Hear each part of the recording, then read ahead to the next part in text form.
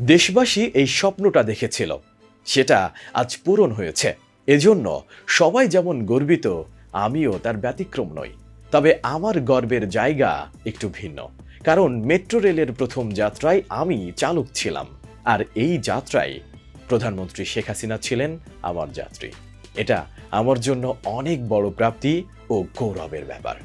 ঢাকায় চালু হওয়া স্বপ্নের মেট্রো রেলের প্রথম ট্রেন চালানোর পর নিজের অনুভূতি এভাবেই প্রকাশ করছিলেন মরিয়ম আফিজা। তার যাত্রী হয়েই উত্তরার দিয়াবাড়ি থেকে আগারগাঁও পর্যন্ত এসেছিলেন প্রধানমন্ত্রী শেখ হাসিনা। মেট্রো রেলের জগতে প্রবেশের শুরুটা হয়েছে মরিয়ম আফিজার দক্ষ চালনায়। তিনি বুঝিয়ে দিলেন, পুরুষ বা নারী নয়, যোগ্যতা আর দক্ষতায় মানুষের আসল পরিচয় বহন করে। মরিয়ম আফিজার জন্ম ও বেড়ে ওঠা লক্ষ্মীপুর জেলার রামগঞ্জ উপজেলার করপাড়া ইউনিয়নে। তিনি পড়াশোনা করেছেন নোয়াখালী বিজ্ঞান ও প্রযুক্তি বিশ্ববিদ্যালয়ে। কেমিস্ট্রি অ্যান্ড কেমিক্যাল ইঞ্জিনিয়ারিংয়ে তিনি স্নাতকোত্তর সম্পন্ন করেছেন।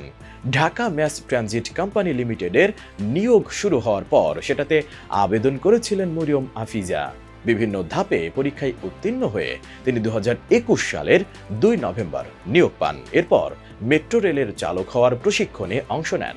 চট্টগ্রামের হালি শহরে অবস্থিত রেলওয়ে ট্রেনিং একাডেমি থেকে 2 মাস, ঢাকায় ফিরে আরও 4 মাস রেল পরিচালনায় প্রশিক্ষণ নেন তিনি।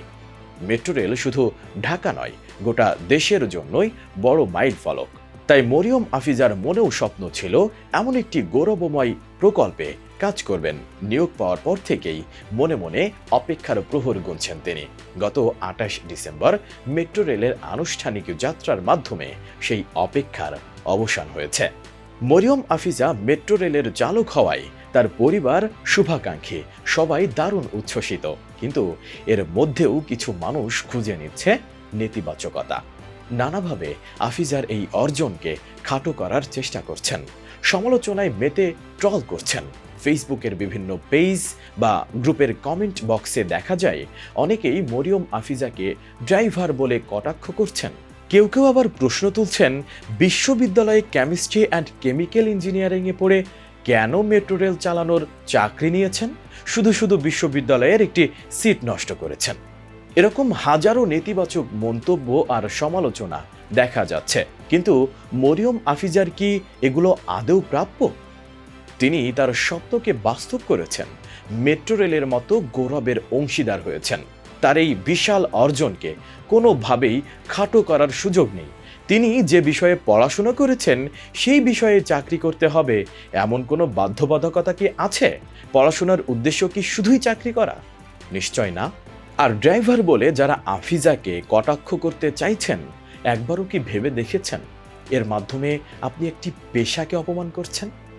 আর ছোটবেলা থেকেই তো আমরা পড়ে এসেছি, কোনো কাজই ছোট নয়। মেট্রো রেলের মতো উন্নত প্রযুক্তির পরিবহন চালানো নিঃসন্দেহে গৌরবের কাজ। তাই আফিজার সমালোচনা না করে বরং তাকে সাধুবাদ দেন। তিনি দেখিয়ে দিয়েছেন নারী হয়েও কিভাবে পুরুষতান্ত্রিক দেশ ও সমাজের মধ্যে থেকেও জাতীয় গৌরবের অংশ হতে হয়।